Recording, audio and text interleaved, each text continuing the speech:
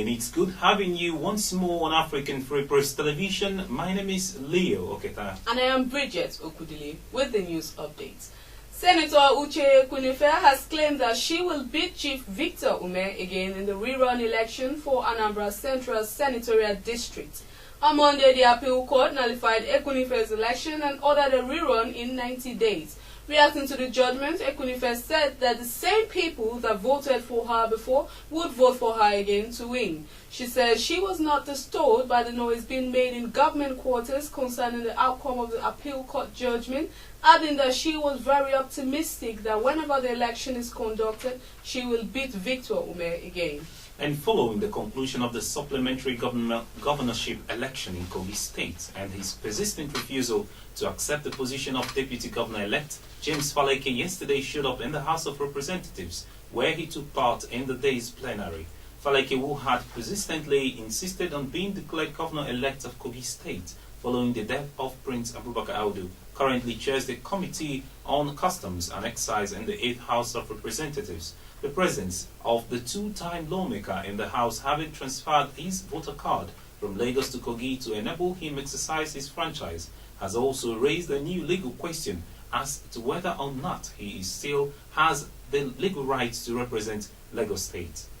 Justice Adeniyi Ademola of the Federal High Court sitting in Abuja has adjourned the trial of former National Security Advisor Colonel Sambo Dasuki, retired, to January 20th, 2016. He adjourned the case after consultations with both defense and plaintiff lawyers. The federal government filed a fresh application seeking to stop Dasuki from traveling abroad for medical treatment. In its fresh application last Thursday, Mr. Oluseyi Opasanya, counsel to the government, asked Justice Ademola to stay proceedings in the ruling he delivered on November 3rd.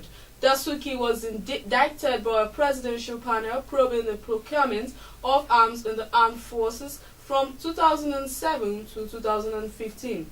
He was accused of using his office to award fictitious arms contracts. He denied the allegations, stating that former President Goodluck Jonathan approved all the contracts he awarded. And meanwhile, the federal government had yesterday slammed a 43-count charge on former National Security Advisor Colonel Sambo Dasuki, retired, a former Minister of State for Finance, Bashir Yeguda, former Sokoto State Governor Atahir Bafara, and his son, Sage.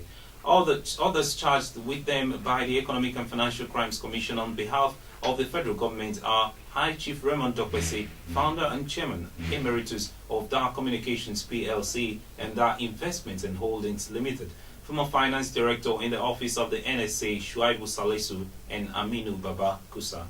And meanwhile, former Secretary to the Government of the Federation, Pius Ayim, has raised the alarm over a perceived threat to his life and property. He has asked President Muhammad Buhari for extra security in a petition over a publication by Sahara Reporters, in which the online medium on December 2nd, 2015 stated that Ayim was under investigation over allegations that he is funding pro-Biafra protest. The former SGF linked it to a sustained media attack on his person. In a petition, Ayim said he was compelled to seek protection from government because of the desperation that has been sustained.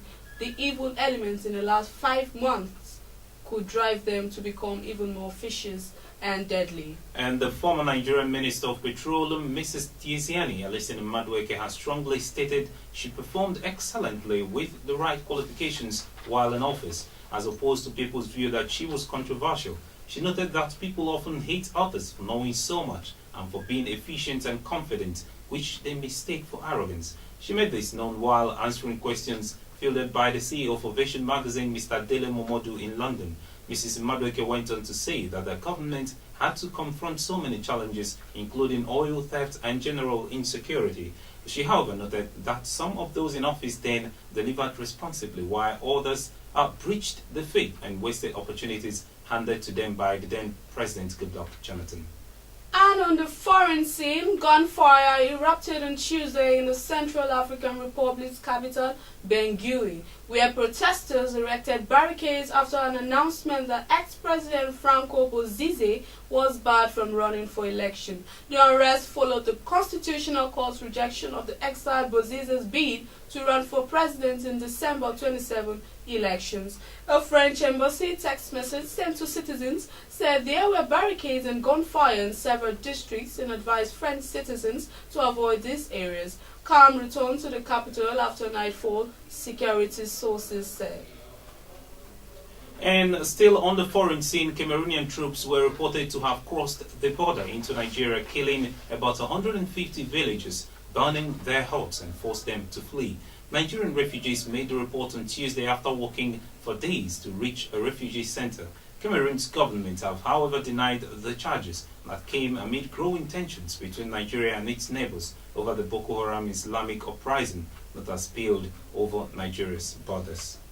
2 Britons have been jailed for 6 years each by a London court after they were found guilty of keeping a Nigerian immigrant as a slave for 24 years.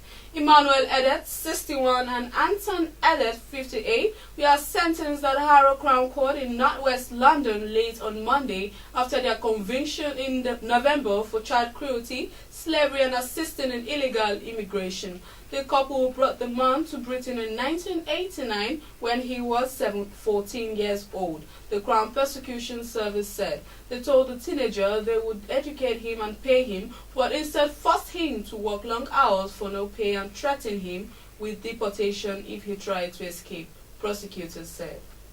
And now in sports, Manchester United's 2015-2016 UEFA Champions League journey is finally over. The Red Devils suffered a 3-2 defeat in the hands of Bundesliga giants Wolfsburg on Tuesday. Manchester United's hope of qualifying for the knockout phase of the Champions League rose when Wolfsburg's Guy Lavogi scored an own goal in the 82nd minute after a mild defensive confusion as a result of a Manchester United corner kick. The result implies that Wolfsburg finished top of the Group B with 12 points, while PSV Eindhoven finished second with 10 points after a victory over CSK Moscow. Manchester United's 8 points will now land them in the Europa League. Meanwhile, Manchester City topped the Group of Death table after Raheem Sterling scored twice on his birthday in their 4-2 victory over Borussia Mönchengladbach at the Etihad Stadium. And it promises, obviously, to be an action-packed night at the UEFA Champions League. Arsenal and Chelsea will take on different teams this evening. I don't know much about football, but I bet it's going to be a lovely game. Anyway, that's the news coming from African Free Press Television this evening. For more, do log on to our website at www.africanfreepress.com. Follow us on Twitter at African Free Press. Like our Facebook page at African Free Press. Do join us on our various discussions on interesting topics at African Free Press Forum and subscribe to our YouTube channel at African Free Press. My name is Leo Oketa. And I am Bridget Okudili. Do have a lovely night.